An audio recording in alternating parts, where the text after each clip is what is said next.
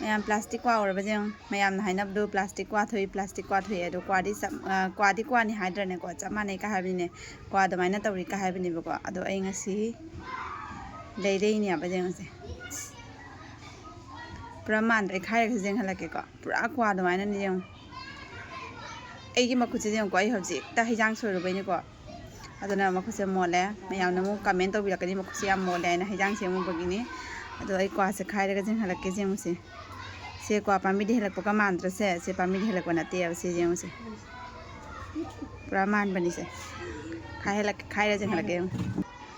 do khai ba matam da su kwa da main to iso bra ayang kwa se ma khon jeng do kakak law so bra plastic wei be kakak law mayam na su kwa le bi da mun na jeng bi o plastic kwa se kwa da main to dre se kwa se smai na to ra ba se plastic kwa ne na khalu ko mayam